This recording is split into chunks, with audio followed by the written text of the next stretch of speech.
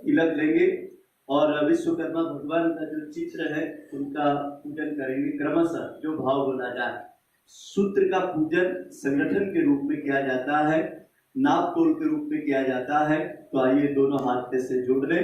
विश्वकर्मा भगवान के कर कमलों और चरण कमलों का पूजन आप लोग अनामिका उंगली में कंकु लेकर के आप करते जाएंगे विधि। आप हाथ जोड़ के रखेंगे, मेरे बात बोलेंगे एक साथ एक स्वर में।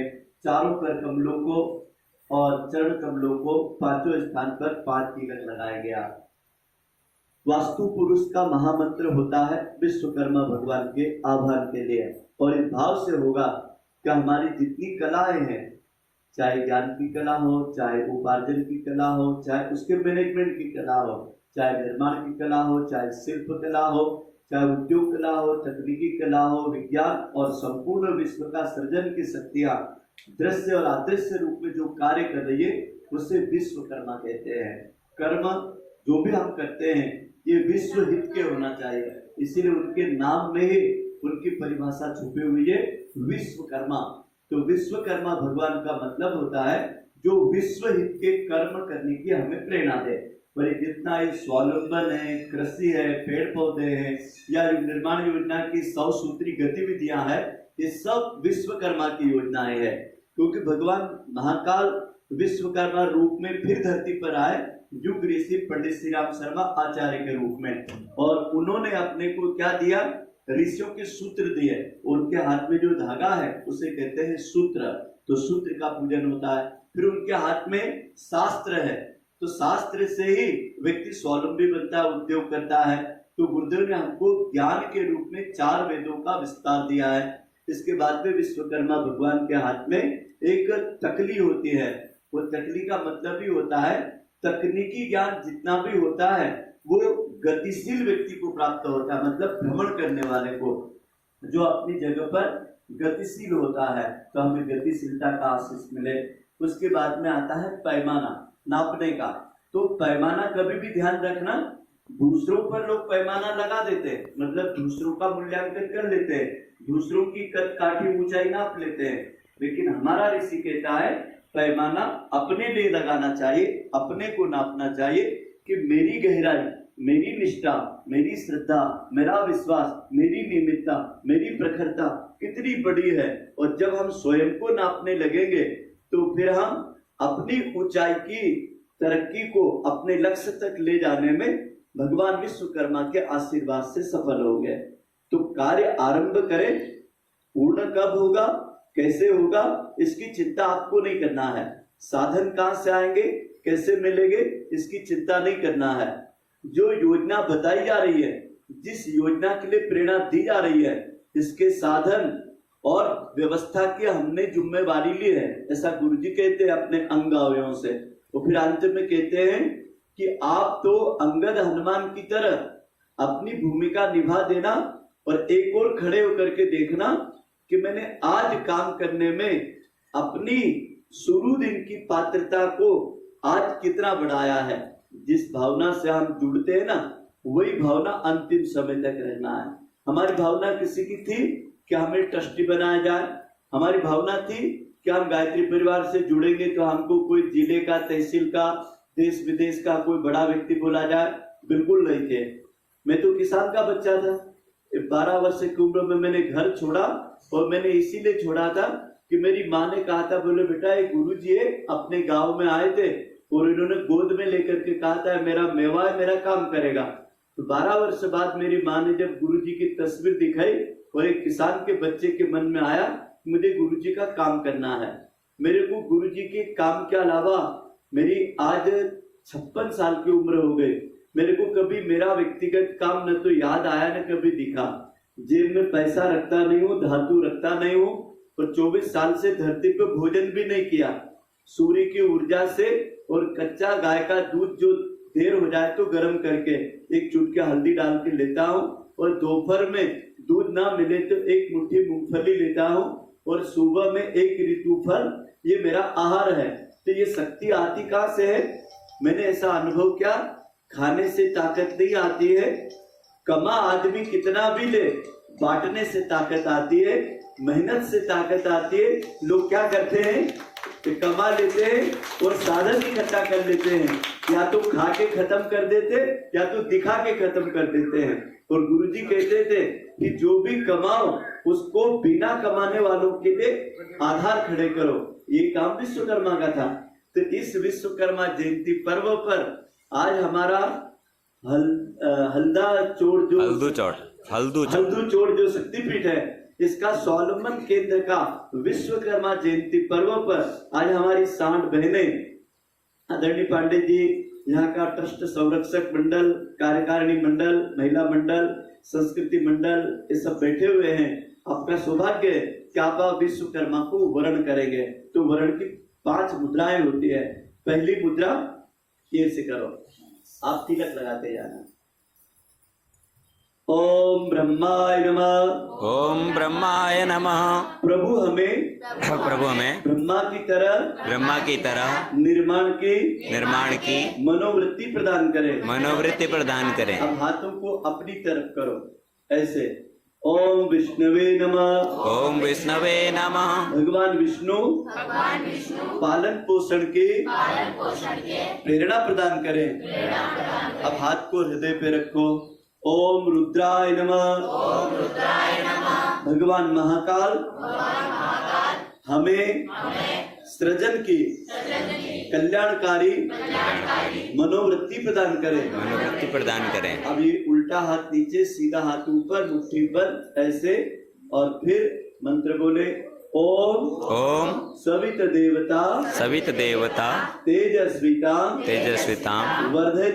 वर्धयते सूर्य भगवान ओजस्वी तेजस्वी प्रखर शक्तियां प्रदान करे। अब दोनों हाथों को कर्म मुद्रा को ऐसे बांध ले और बोले ओम यज्ञ देव सत्पते नियोजिता हे विश्वकर्मा भगवान यज्ञ भावना से संपूर्ण कर्मों का देव संस्कृति के निर्माण में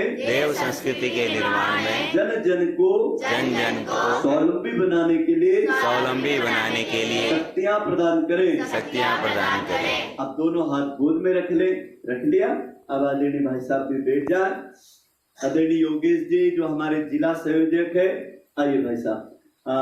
वो आपके शक्तिपीठ में सबकी ओर से रुके थे हम लोग, तो उनके हृदय उद्गार से आपके शक्तिपीठ के लिए, आज के स्वावलंबन के लिए अपने 2 शब्द कहेंगे। आप ध्यान से सुनेंगे।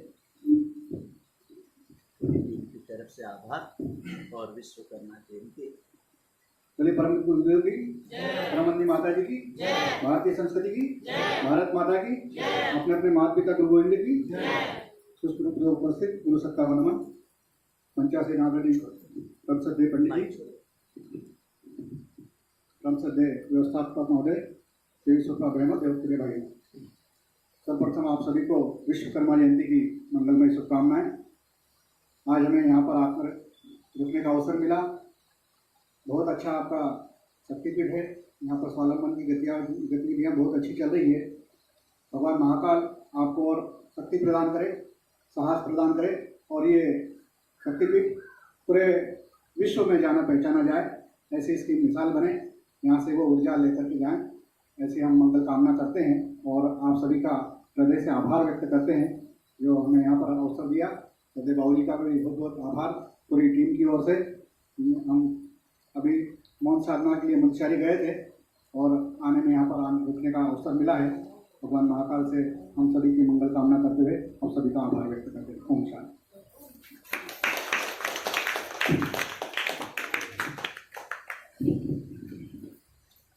बेटा जी बैठो, आप चलते हैं 5 मिनट।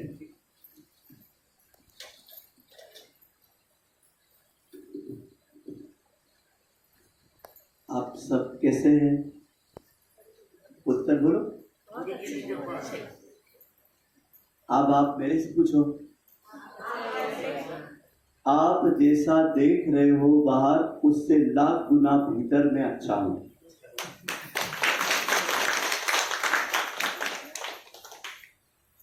अब मेरी बात आप सब बोलो, ऐसे करो। हम वो बच्चे हैं हम वो बच्चे हैं अभी बड़े नहीं हुए। अभी बड़े नहीं हुए। जीवन कल का नहीं है, जीवन कल का नहीं है, पल का है। पल का है। हे प्रभु, हे प्रभु, हर पल को हर पल को अच्छे से अच्छे कर्म में लगा देना। इससे बड़ा और आपकी कृपा का क्या प्रसाद हो सकता है? क्या प्रसाद हो सकता है? अच्छा, ईमानदारी से बोलो, 24 घंटे से ज्यादा किसी को मिले क्या दुनिया में? शत्रु को, मित्र को, बीमार को, बूढ़े को, बच्चे को, अच्छे को, सज्जन को, दुर्जन को, सबको कितना समय मिला है? 24 घंटे का। अच्छा, ये बताओ, ये समय पर हम आप लोगों का खर्च करने का अधिकार तो है, लेकिन इसको बढ़ाने का अधिकार किसी के पास है क्या? समय रूपी संपत्ति जो हमको मिली है, इसको खर्च करने का अधिकार दिया है, लेकिन इसको बढ़ाने का अधिकार है किसी के पास? इसका मतलब ये है कि समय सबका सीमित है। जो भी समय मिला हुआ है वो बहुत सीमित समय है। क्यों? योजना बड़ी है, काम बड़ा है, मनुष्य के पास अनंत मन है और मन की अनंत कामनाएं हैं, और उसको पूरा करने के लिए ऐसे शरीर की लाखों योनियां भी आ जाए तब भी हमको समय कम पड़ने वाला है। किसको? बोलो, हमको। यदि हम अपने लिए जिएंगे तो बोलो समय कम है। बोलो, कब? जब हम अपने लिए जिएंगे तो समय कम है। कोई कहता है क्या कि मेरे पास समय में आ जाऊंगा? हमारे पास समय ही नहीं है। अब मेरे दूसरा सूत्र बड़े ध्यान से सुनो। यदि लोकमंगल के लिए जीना चाहते हैं, परहित के लिए कुछ करना चाहते हैं, स्वावलंबन के लिए करना चाहते हैं, पूज्य आदरणीय प्रातः स्मरणीय देवों की वेद लक्षणा गौ माता के लिए करना चाहते हैं, और संपूर्ण ऋषि ऋषिकाओं की वेद शक्ति माँ गायत्री के लिए कुछ करना चाहते हैं, गुरु गायत्री, गंगा, गीता और गायत्री के और इस प्रकृति और विश्व वसुधा के देवभूमि के लिए कुछ करना चाहते हैं, तो फिर समय कभी कम पड़ेगा नहीं। बहुत समय है। किसके पास? जो समय दे दे उसके पास बहुत समय है, और जो समय ही नहीं दे तो इस कृपण, कंजूस और कंगाल व्यक्ति से महाकाल कोई अपेक्षा नहीं करता है। भगवान ने आशा और अपेक्षा किससे करी? जल्दी बोलो, भावनाशीलों से। किससे करी?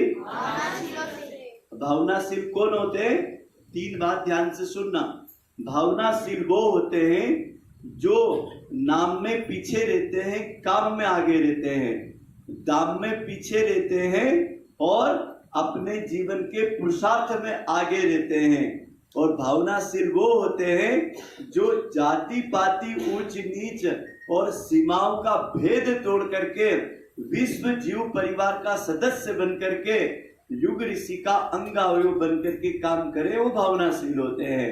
तो भावनाशीलों की परिभाषा पीले कपड़ों से नहीं है, जनेऊ चोटी से नहीं है, न किसी पंथ संप्रदाय से नहीं है, पथ से है कि हमने रास्ता कौन सा अपना रखा है। तो हमने रास्ता कौन सा अपना रखा है? युग निर्माण योजना का। किसका अपना रखा है? युग निर्माण योजना में एक हमारी इकाई है, उसका नाम क्या है? स्वावलंबन। बोलो, क्या है? स्वावलंबन। और आज विश्वकर्मा जयंती पर्व पर स्वावलंबन के संस्थापक, आत्मावलंबी और सृजन शक्ति के जागरण की भूमिका को जागृत करने वाले ऋषि विश्वामित्र की जयंती का पावन 17 सितंबर 2023 का क्षण हमारा यह पावन आज का पूजन संपन्न किया आप सबने। अब मेरे बाद में बोलो, आपको केवल स्वावलंबन बोलना है। बोलो तो स्वावलंबन। स्वावलंबन। आप केवल स्वावलंबन बोलते जाना। स्वास्थ्य का आधार स्वावलंबन, उन्नति का आधार स्वावलंबन, समृद्धि का आधार स्वावलंबन, एकता का आधार स्वावलंबन, प्रगति का आधार स्वावलंबन, विश्व हित का आधार स्वावलंबन, संपूर्ण आत्मोत्कर्ष का आधार स्वावलंबन, एकता, ममता, सुचिता का जागरण स्वावलंबन, विश्व के संपूर्ण संकटों का निवारण स्वावलंबन। अब मेरे बात बोलोगे स्वावलंबन ही स्वाभिमान है, स्वावलंबन ही स्वाभिमान है। अब उल्टा हाथ दिल पे रख के सीधा हाथ आकाश में करके बोलो स्वाभिमान है, स्वावलंबन ही स्वाभिमान है। स्वावलंबन ही स्वाभिमान है। स्वावलंबन ही स्वाभिमान है। अब दोनों हाथ गोद में रखो। यह स्वाभिमान सबको मिले, सबको कर्म करने की शक्ति मिले। और इसके 4 चरण बताए हैं स्वावलंबन के। पहला चरण बताया है, इस प्रकृति को संतुलित रखने का नाम स्वावलंबन है। प्रकृति का शोषण ही नहीं, पोषण भी हो, ये पहला सूत्र है। दूसरा सूत्र है, जिस क्षेत्र में जो संसाधन और जरूरत हो उस कार्य का उत्पादन विपणन करें, यह स्वावलंबन है। मतलब ऐसा नहीं कि वहां पर ऐसा होता है हम यहाँ कर ले, वहां चीज मिलती है उसको यहाँ ला करके फिर बनाए, ट्रांसपोर्टिंग लगेगी तो आपको विपणन में दिक्कत आएगी। तो पहली गुरुदेव ने स्वावलंबन की बात को समझाया और दूसरी को कैसे समझाया, वहां के संसाधनों से वहां की जरूरतों की पूर्ति के लिए स्वावलंबन। और तीसरा है, स्वावलंबन में व्यक्ति को दाम से कम श्रम के सम्मान के साथ जोड़ करके नियत स्वावलंबन की बनानी चाहिए। मतलब अर्थ उपार्जन लक्ष्य न बन जाए। अर्थ तो उसका समझ लो उपहार है। मान लो मैंने खेती करी और एक दाने के 200 दाने पैदा हो गए, 1 रुपया लगाया, 10 रुपया मुझे मिल गया, ये मेरे परिश्रम का उपहार मिला। मेरा लक्ष्य पैसा नहीं बन जाए, अन्यथा गलती हो जाएगी। गलती हो जाएगी कि आदमी काम को जब दाम पे ले करेगा तो काम को कला कभी नहीं बनने देगा। और ये विश्वकर्मा भगवान को क्या कहते हैं, कला पुरुष।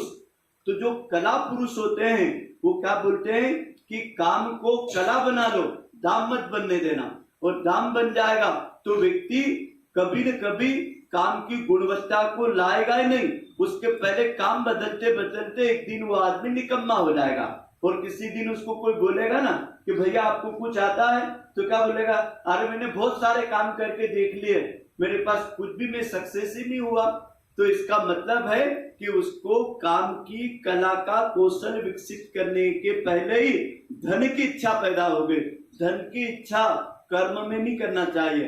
कर्म की गुणवत्ता, जिसको उपनिषद वेद और योग का ऋषि कहता है क्या, कर्म सु कौशल, कौशलता पूर्वक किया गया कर्म ही कर्मयोग है।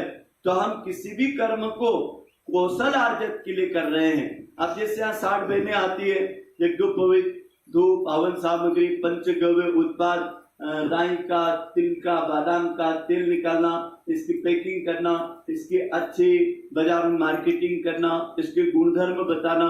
धीरे धीरे हो सकता है आज आप लोगों ने, मैंने तो एक 100 ग्राम मेथी दाना, 100 ग्राम एलोवेरा और 200 ग्राम गौमूत्र का क्षार और 100 ग्राम उसके अंदर मैंने कुटकी चूर्ण, ऐसा मिला करके एक प्रोडक्ट बनाया था। शुरू दिन, जिस दिन मैंने इसका अंदर में जैसे आया, मेरे स्वावलंबन की न्यू मुझे याद आ गई। और वो भी एक ऐसा व्यक्ति मेरे पास आया जिसने यहाँ से बात शुरू करी, मुझे इलाज भी चाहिए लेकिन पैसा नहीं है, मुझे इलाज भी चाहिए लेकिन डॉक्टर नहीं चाहिए, मुझे इलाज भी चाहिए लेकिन कम समय में इलाज चाहिए। इस तीनों का उत्तर बेटा कौन देगा? मगर इसका उत्तर तो स्वावलंबन देगा। इसको ज्यादा दिन यहाँ रहना भी नहीं है क्योंकि पास समय नहीं है, और दूसरा इसके पास जेब में पैसा भी नहीं है क्योंकि कमाएगा तो उसके बच्चे पालेगा, और तीसरा बीमार हूँ, मुझे स्वस्थ भी होना है। तो मैंने उसको फैटी लीवर की तकलीफ थी और कभी उसको जॉन्डिस हुआ था, पीलिया। तो मैंने गौ माता सुरभि से कहा, माता जी इसको पीलिया का इलाज करना और वो भी मुफ्त में करना है। बोले ठीक है। बोले मेथी के दाने ले आया, गौमूत्र का क्षार डाल दिया, कुटकी चूर्ण डाल दिया, एलोवेरा की भावना देके इसको सुखा दे सूर्य के धूप में, और इसकी जितनी उम्र है उतना दाना इसको लेने का बोल दे, और 1 महीने बाद फिर वापस इसको बुला करके जांच के लिए भेज देना। इसका फैटी लीवर कैसा है, इसका पीलिया कैसा है, इसके हाथों की और अंदर की खून की कमी, उसका 4.5 खून था। अब उसने किया 1 महीना, हमारे जिले में बड़वानी का जिला चिकित्सालय गया, जांच कराया, 8.5 खून हो गया। बोले मेरा 4 पॉइंट खून बढ़ गया। उसके बाद में बोलता है, डॉक्टर बोलता है कि आज के बाद मेरे तरफ आना मत। तू कोई डॉक्टर के पास गया था, उसी डॉक्टर से आप अंतिम सांस तक इलाज लेना।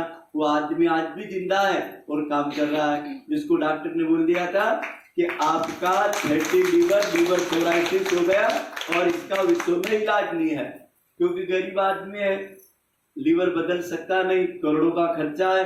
तो आपसे निवेदन है कि मैंने वहां से शुरू करी और आज वो मुफ्त की दवा ने हम लोगों को साल का 3 करोड़ रुपया, कितना 3 करोड़ का हम लोग टर्नओवर कर रहे हैं, 3 करोड़ रुपए का। जहां मैं 150 की साइकिल में घूमता था, आज मेरे पास में 25 और 20 लाख की कारें खड़ी हुई है, और वो सब स्वावलंबन पर, और देश विदेश और भारत के हर राज्य में जाता है। तो मैं तो कहता हूं कि युग ऋषि का जो युग निर्माण विद्यालय था और उसका सूत्र था कामकाजी विद्यालय चलाइए। दुनिया में बड़े बड़े उद्योग दुनिया को हर हाथ को काम नहीं देंगे, क्योंकि वो तो मशीनों से करेंगे। हर हाथ को काम देगा स्वावलंबन जब हर हाथ को काम देगा, सबको उचित दाम मिलेगा, सबका जीवन व्यस्त रहेगा, प्रसन्न रहेगा। तो आपसे निवेदन है कि आज की चारों बातें आपको समझ में आ गई होगी गुरुदेव के, कि स्वावलंबन खड़ा कैसे होता है। अब अंत में 2 मिनट के बाद भाई साहब की एक इच्छा थी कि पंडित जी इसको और सुदृढ़ कैसे बनाया जाए, तो मैं छोटा सा गुरुदेव की प्रेरणा से ही परामर्श दे रहा हूँ। यहाँ बैठने के बाद आपका शक्तिपीठ पर संस्कार महोत्सव की बहुत बड़ी प्रक्रिया चलती है। आदरणीय भाई साहब बता रहे थे 5000 संस्कार तो बसंत ऋतु में ही हो जाते हैं, 500 और पूरे वर्ष भर में 5000। हाँ, ऐसा कुछ बता रहे थे जी। तो पूरे वर्ष भर में 5000 संस्कार और अकेले बसंत के दिन 500 संस्कार। इतने बड़े संस्कारों की बगिया को संगठन का स्वरूप देने के लिए एक छोटा सा सूत्र है मेरे दिमाग में, जो मैंने प्रयोग किया। मैं जब सेंधवा आया तो एक टूटे हुए ज्ञान रथ से मैं लोगों को किताबें बांटता था। मैंने गुरुजी से कहा, गुरुजी संगठन खड़ा करना है। तो बोले एक काम कर बेटा, मेरा पहले साहित्य 1 महीने तक बांट दिया। और फिर एक दिन साहित्य को बांटने के बाद मैंने कहा, मैं कहा भैया विचार मंथन कार्यक्रम में आपको आना है 8 बजे, और फिक्स 8 बजे आ जाना। जितनों को मैंने 1 महीना पॉकेट बुकें पढ़ाई अलग अलग, वो लोग आ गए। मेरा 1 महीने में संगठन का मैंने 100 घर चुने थे, वो भी अलग अलग जातियों के, अलग अलग वार्डों के, अलग अलग मोहल्लों के। अब वहां से मैं उनको बुला के लाया, बिठा दिया, आ गए 100 जोड़े। उसके बाद में मैंने अपने गुरु का परिचय, गायत्री परिवार का परिचय, और निर्माण योजना कोई पंथ संप्रदाय नहीं है, कि पथ है, इस रास्ते पे चलना है। तो चलना कैसा है, इसके लिए एक छोटा सा हमारा तंत्र होता है। इसमें देवालय प्रबंधन होता है। ये मंदिर तो आज ऐसे ही पड़ा हुआ उपेक्षित, लेकिन इसके अंदर वित्तीय व्यवस्था को देखने वाला, इसकी सफाई को, यहाँ के देवालय प्रबंधन को देखने वाला, इसके संगठन को देखने वाला, आसपास लोग जन जन जुड़े उसको देखने वाला, और हमारे आंदोलन चलते हैं उनकी व्यवस्था देखने वाला। आप में से 4 भाई कोई ऐसी जिम्मेदारी ले ले कि साहब हम देवालय प्रबंधन समिति में जुड़ना चाहते हैं, तो 4 लोग फट से खड़े हो गए। उनका नाम लिख लिया, उनका पता लिख लिया, उनका समाज लिख लिया, उनको आगे बिठा दिया। उसके बाद बोला हमारे यहाँ साहब एक महिला मंडल चलता है, 10 बहनों का एक प्रमुख बहन रहती है। एक ऐसी बहन जो अपनी 9 बहनों को, यहाँ बैठी हुई बहनों में से 9 बहनें पहले जोड़ के बताए, और उनको करना कुछ नहीं, 11 के दिन सामूहिक साधना, और सप्ताह में एक दिन संस्कार महोत्सव का अपने अपने मोहल्ले में ही गर्भ महोत्सव का बाल संस्कार शाला की गतिविधि करना है। एक बहन खड़ी हो गई, उसको आगे बिठा दिया। क्योंकि हमको एक विचार क्रांति अभियान जो मैंने 1 महीने तक चलाई, उसको गुरुदेव ने नाम दिया प्रज्ञा मंडल। अखंड ज्योति युग निर्माण प्रज्ञा अभियान को, गुरुदेव के साहित्य को और दीवार लेखन, मंत्र लेखन, ऐसी श्रद्धा संवर्धन के कार्य कर दे, उसका नाम है प्रज्ञा मंडल। एक भाई खड़ा हो गया, उनका आजा भैया।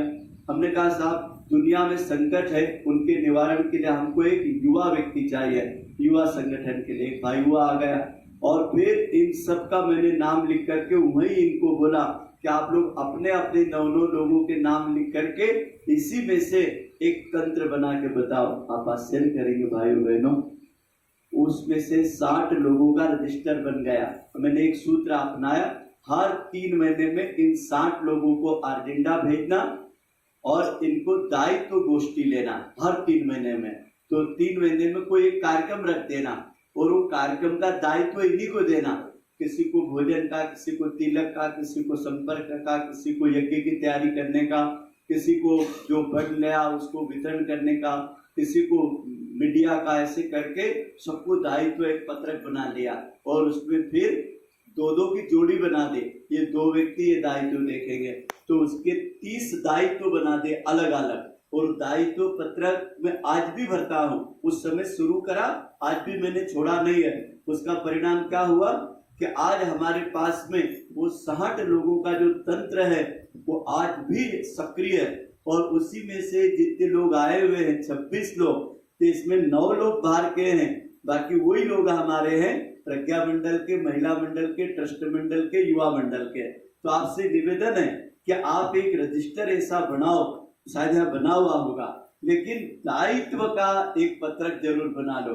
लोग क्या कहते हैं, हम दायित्व परिवार में जाते तो है, लेकिन एक पंडित जी गीत गा देते, एक पंडित जी यज्ञ करा देते, एक भाई प्रसाद दे देता है और कहते चलो चलो आप हो गया कार्यक्रम। बोला हमको अभी तक कोई दायित्व नहीं मिला। तो दायित्व को क्या करना, काम जितना भी रहे उसको सबको बांट देना। फिर आप बोलेंगे लोग करते नहीं, हाँ ये समस्या मेरे सामने भी थी, नहीं करेंगे। जब बार बार आप मंच से बोलोगे, आइए आज भी हमारा इस बसंत पंचमी का कार्यक्रम युवा प्रकोष्ठ के भाई ने किया। आदरणीय हमारे योगेश जी खड़े हो रहे हैं और युवा प्रकोष्ठ की तरफ से इन्होंने क्या क्या काम किया, थोड़ी ये भूमिका बताएंगे आपको। अब योगेश जी ने जितना किया होगा 10% तो किया ही होगा, तो 10% इस बार बात बताएगा, फिर ये बाद में उनके लोगों को बोलेगा यार भैया अगले बार का अपराग गुरु पूर्णिमा का कार्यक्रम में आप 9 लोगों को 9 तरीके से काम करना मेरे साथ में, देखो तो कितना जोरदार रहता है। तो 2-4 साल में ये इतने बढ़िया कार्यकर्ता बन जाएंगे, फिर आपको एक भी जगह शिकायत नहीं रहेगी कि संगठन और संगठन का पुरुषार्थ है। समझ में आ रहा है? क्यों बाबू ऐसा कभी करें आदरणीय पांडे जी, हो जाएगा कि नहीं? बिल्कुल बिल्कुल। तो आप सब लोगों को आज की बात इतनी ही। आप सबका आभार बोलने के लिए आदरणीय पन्नालाल जी जो जोन प्रभारी है, मैं बड़े सम्मान के साथ उनका आह्वान करूंगा कि वो आपको 2 मिनट में आज विश्वकर्मा जयंती का सारांश बताएंगे, क्योंकि आपने भी बहुत सारे रचनात्मक कार्य किए हैं। आरती होगी, इधर मुख कर लीजिए, दीपक लेके आगे आते जाओ, लाइन से प्रारंभ। ओम यं ब्रह्म वेदान्तविदो वदन्ति परमं प्रधानं पुरुषं प्रधाने विसोद्गते कारणं ईश्वरं वा तस्मै नमो विघ्नविनाशनाय। ओम यं ब्रह्मा वरुणेन्द्र रुद्रमरुतः स्तुन्वन्ति देवैस्तवे वैदे साङ्गवत्कमोपनिषदे गायन्ति सामगा ध्यानावस्थितगतेन मनसा पश्यन्ति यं योगिनो यस्यान्तं न बिन्दुसुरासुरगणाः देवाय तस्मै। अब हाथ ऐसे करो, दाहिना हाथ ऐसा, उल्टा हाथ ऐसा। अब बोलो हे महाकाल, दीप से देव, जीवन से जीवन, प्रकाशित होता है, हम सबके जीवन में परम प्रकाश का जागरण हो। अब आपका दीपक यहाँ ऐसे सब लोग रखते जाएंगे थाली में और प्रणाम करते हुए जाएंगे। आदरणीय पांडे जी आभार बोलेंगे और आप सबकी ओर से एक एक बहन, चलो इधर जाओ।